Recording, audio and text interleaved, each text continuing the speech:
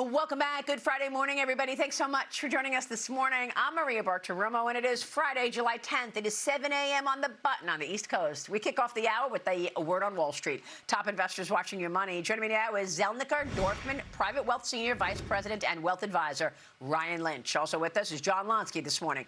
Good to see you, Ryan. Thanks for joining the conversation.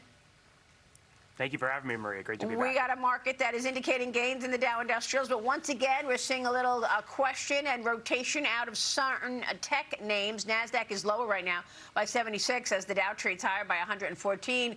Even though yesterday we had gains across the board, we saw a little bit of a recovery in chips and tech as all three major indices finished higher. Semiconductor stocks rallied and oil prices dropped. When all was said and done, the NASDAQ was up 336 yesterday, and the Dow was up 139. Micron Technology was a major highlight, up 4.5% on the session. SanDisk was up better than 7%. And we're looking at chip stocks this morning, which are mixed. Taiwan Semiconductor trades higher, but SanDisk is pulling back by 2%. Intel's down 2%. Micron's down 1%. Oil prices this morning are hovering right around $72 a barrel, 72.17, which is up just a fraction. The International Energy Agency says global oil demand will decline this year. Consumption expected to decline by 1 million barrels a day. The IEA expecting a demand rebound in 2027. Ryan, we're also awaiting the debut of SK Hynix on the NASDAQ today. Let's see how investors react to that in the middle of this uncertainty around chip stocks. This will be a good test. What are your expectations?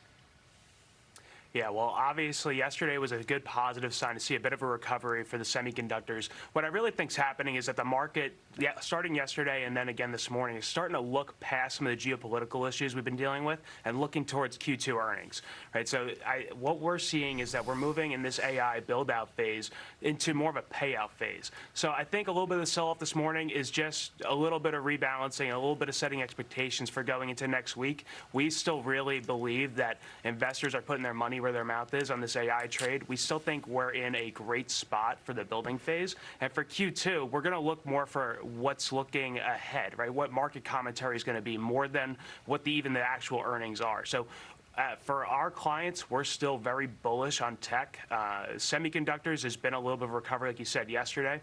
We'll see where it goes next week. It's still something we believe in strongly.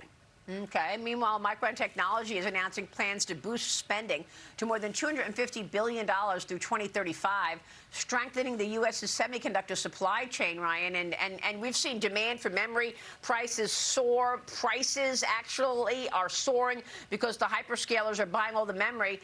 These projects include projects in New York, Idaho, Virginia. Shares of Micron this morning, as we just showed you, were pulling back, but it had a great day yesterday and has been trading higher for the last year. Ryan, you think we're going to see a resumption of gains within semis? I do. Listen, we're really looking for where the money's being placed, right? I think a big part of what we're going to start seeing in the next couple of weeks of this earnings season is the AI spend, right? The capital expenditure continuing to be strong, and what does that mean for profitability? We still really think that the capital expenditure is going to remain resilient, which is a positive sign for these names and something that we're looking forward to.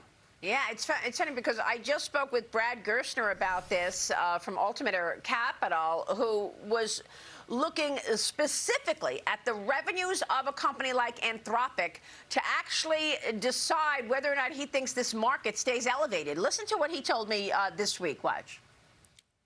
What set the markets ablaze earlier this year was Anthropic's revenue and OpenAI's revenue. If AI revenues are showing that we're earning a return on the $1.2 trillion of annual capex that we're now spending on AI, then markets are going higher. If we don't have those revenues, then people will start questioning whether we can afford this $1.2 trillion capex build out. What I'll tell you is the U.S. is ahead of China in AI. The revenues are showing up in May and June for the companies like Anthropic and OpenAI. Ryan, is it that simple? Let's see where the revenue is for a company like Anthropic to decide whether or not the broader market holds up?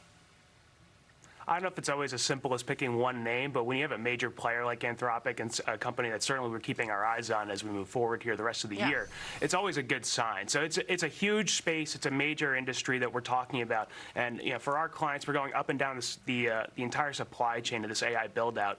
But when you see revenue start pouring in, that these companies are actually making money, and that's what investors have been waiting for, is if I'm putting all this money into the market, where's my profitability coming from and when can it happen? Hopefully we get some good guidance this week.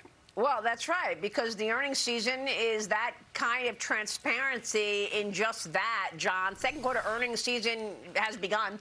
Delta earnings are out. They reported a double beat this morning. And, of course, we're waiting on the major banks next week. They'll begin reporting on Tuesday with Bank of America, J.P. Morgan, Wells Fargo, Goldman Sachs, and Citigroup all out Tuesday morning. John, give us your assessment of the second quarter earnings season that you're expecting.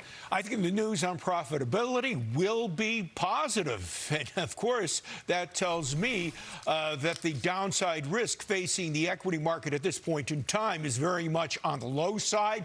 It's incredible. Delta, despite sky-high jet fuel prices, did pretty well. Of course, hedging may have been involved there. With the banks, credit quality is sound. I want to add that capital markets activity was very, very strong in the second quarter. We had the issuance of investment-grade bonds up by 39%, issuance of high-yield bonds up by 36%, and despite all this worry over private credit, leveraged loan activity was up by more than 80% year over year. Meanwhile, we got to talk about the Federal Reserve because Fed Chief Kevin Warsh announced the leadership names of 5 task forces at the central bank that he's putting in place. And the leaders of this task force include prominent academics, former central bankers, and corporate executives who've been asked to look at the Fed's communication strategy. They include Andreessen Horowitz, Mark Andreessen, macroeconomist Greg Mankiw, former Walmart CEO Doug McMillon, and former Bank of India Governor Raghuram Rajan, among others. They are being tasked with examining the Fed's communication strategy, its balance sheet, productivity, data source use, and inflation framework. Ryan, your thoughts on this task force naming?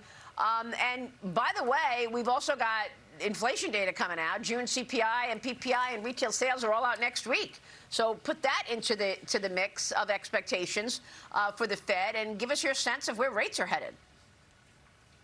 Yeah, well, it's great to see a diversified grouping of new leadership in the Fed under Chairman Warsh. What we really think is going to happen is that the Fed's divided, right? We know that. We saw that from the minutes. So right now, they're kind of in a tough spot trying to figure out which direction to go. And also under Kevin Warsh, they're not giving forward guidance intentionally the way that we're used to. So investors are really going to have to try to navigate by finding high-quality names and look past some of the short-term moves that can impact inflation. We think rates are going to come down. Again, what's going to happen is oil is going to drive a lot of the short-term inflation conversation. We'll see where this conflict in Iran heads. Yeah, look, John, I like the idea that Warsh has put together this task force with these leaders. Kevin Warsh said yesterday the best minds from a range of disciplines in these task force. And by the way, Anthropic also named former Federal Reserve Chairman Ben Bernanke to its long-term benefit trust. That's the independent governance body which advises the company and appoints its board of directors. Your thoughts, John? Well, it's good to have these great minds on board. Warsh very much, I think, intends to go ahead and make some changes as to how the Fed conducts policy, how it gets guidance regarding monetary policy. That's a very good thing. Talking about next week's CPI quickly, let's not forget the month of June, before seasonal adjustment, the price of gasoline was down by 9%. That tells me that the monthly change in the CPI will be no greater than 0.1%. That brings down the year-over-year increase. The question is, what's happening with the core CPI? We think that that's maybe going to go up a little bit to 3%. And what happens to the core CPI going forward will determine whether or not we get a rate hike by the end of this year. Right now, the market is calling for a rate hike. On the other hand, surveyed economists agree with Ryan that the Fed's next move will be a rate cut in 2027. Wow, we'll see about that. I mean, I wouldn't be surprised if we see no moves, no hikes, no cuts this year, but maybe, like you said, what economists are expecting a cut next year. Ryan, good to see you. Thank you. We'll be seeing you soon. Thank you, Maria. Ryan Lynch, thanks for being here. John Lonsky, you were with us all morning, and we're grateful. We'll take a break and come right back. A lot coming up. Stay with us.